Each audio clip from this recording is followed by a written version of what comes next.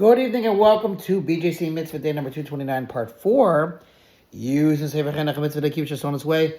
And we're going to dedicate our mitzvah once again for a Refuah Shlema for Gedaliah Asher Ben Shoshana Miriam. He should have a speedy Refuah Shlema. Here we go. Continuing with the prohibition of robbery found in the third book of Vayikra, Parshas Kedoshim. The Hachinuch cites rules regarding how and where a stolen item is to be returned.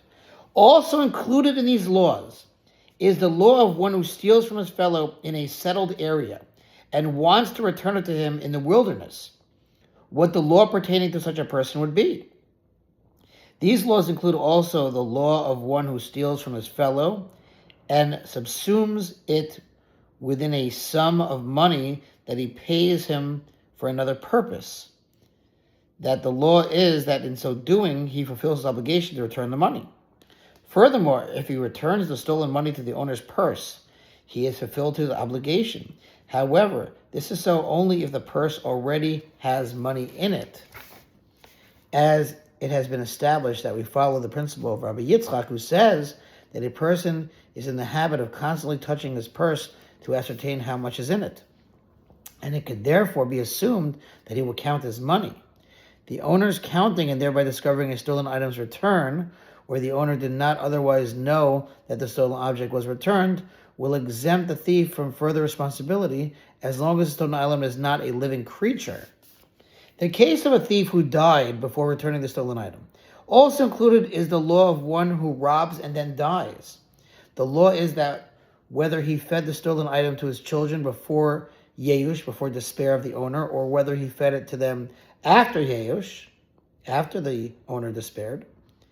If he, the robber, left his children land as part of their inheritance, the children are obligated to pay the value of the stolen item to the original owner.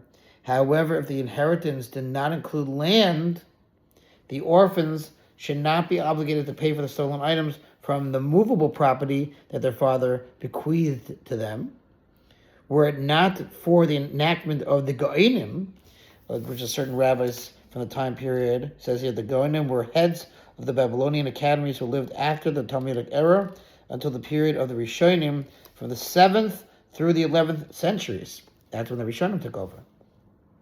So again, were it not for the enactment of the Goinim who enacted a decree which states that with regard to every debt that a person incurred, including even a loan that he had undertaken orally, i.e. without drawing up a written document, there is a lien placed even on the movable property of his estate that is inherited by the orphans. The Goyim enacted this measure due to the societal benefit that such easing of restrictions on loan collections would engender. All right, I guess we'll stop here. We should be able to do the home stretch, God willing, tomorrow. Thanks for listening to Sponsor Future Mitzvah 36 100 for the gold. Have a wonderful rest of your evening.